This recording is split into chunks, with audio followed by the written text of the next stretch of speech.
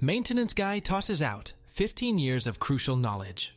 A while ago, I worked at a baseball store called Ballmart, or a general goods store that sounded like that, not so long after the Great Recession of 2008, and management was trying to cut costs because of falling profit. One of the first things management did was fire 2 of the 3 full-time maintenance cleaning guys. The one guy they kept, I'll call him MG for maintenance guy, was amazing at his job.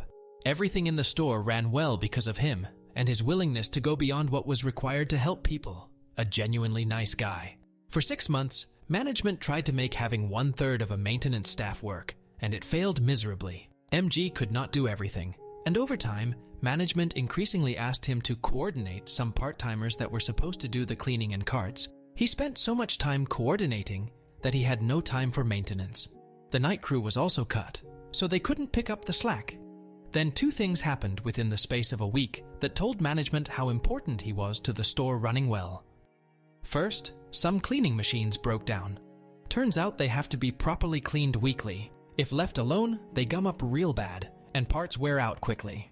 A several $1,000 repair bill because he was told to prioritize coordinating part-timers over tinkering with machines.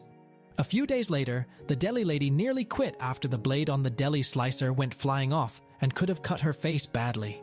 Turns out that the bolt that held it in place was loose, and MG had tightened it weekly for her. When he didn't have time to do that anymore, he told management it had to be replaced for safety. Well, management didn't do that because it cost money, but they told people it was fixed. That could have been a lawsuit or criminal charges. They and deli lady got lucky. So management sat down with him and asked him why things were going wrong. MG told them point blank he needed enough time for maintenance, and someone else had to coordinate the part-time cleaners and check up on them. They were rather lazy. Management called BS. They said maintenance should be easy and done quickly. MG got mad because that insulted his professionalism, and he pulled out his notebook from his back pocket. It turns out that over his 15 years, he had filled the book with charts, schedules, and diagrams of how to do his job and keep things running. There were over 100 things he checked weekly or monthly. There were a lot of machines he kept in running order. Some had certain things that were half broken and had to be wiggled in a certain way, etc. To be honest, a lot of these things were minor or major safety hazards. But over the years, management was fine with not replacing multi-$1,000 machines if MG knew how to keep them working. As well, he did things that he should not have done, like calibrating machines for departments that should have done it themselves or contracted it out, etc.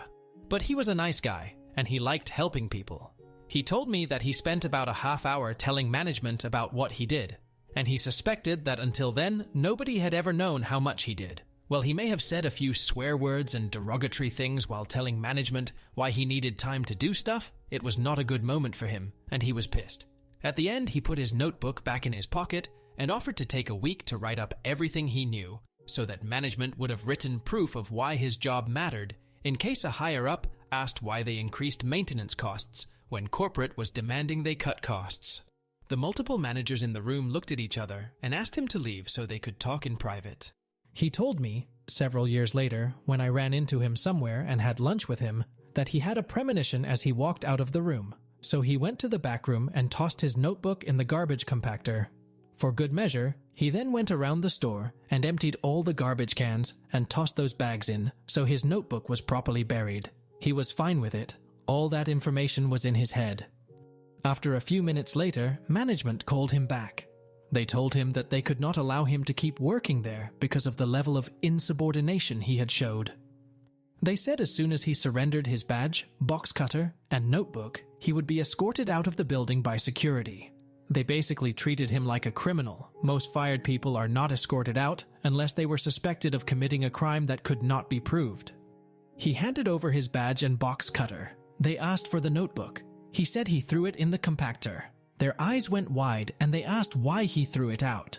He said he thought he was going to write everything up nicely on the computer from memory, so he thought he was done with the notebook. At this point, management starts looking at each other worried, because they had intended to take his book, fire him, and have a less subordinate part-timer, who doesn't get expensive benefits like a full-timer, do his job. Now they couldn't.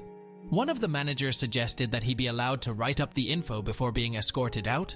The others agreed. He was given the chance to be unfired just long enough to give them the info. How kind. He laughed and walked out, head held high, and management followed him to his car to make sure he left. I don't have exact numbers, but I guesstimate the store had to spend at least $20,000 or $30,000 to replace stuff that MG had kept working beyond the equipment's lifespan, and the new guy they hired had a hell of a time figuring out how things worked. To be honest, in a few cases, MG had gone too far, like creating fire hazards by taping broken chargers together after rewiring them instead of tossing them. But management had never complained when he saved them money. There was also a lot of things that should have been done by the health and safety team or the departments, but they also never complained about having less work. I asked him if throwing out that notebook was illegal, but he said it was personal property to help him remember things. It was not a work-provided notebook. He was proud of what he did. His pride clearly showed in how he told the story. He said that nobody is allowed to question his professional judgment by implying he is lazy. I agree. Edit a few things to clarify some things. I came in the day after the deli machine incident. I was hearing things and I asked someone what happened. I was told that the machine malfunctioned while Deli Lady was using it, and she freaked out and refused to come in. She took a few days off to calm her nerves. Over the course of the next few days, I heard multiple versions of the story, some involving the blade coming off, some not, and one that involved the blade getting lodged in the ceiling. Did I pick an interesting version of it to retell? Yes.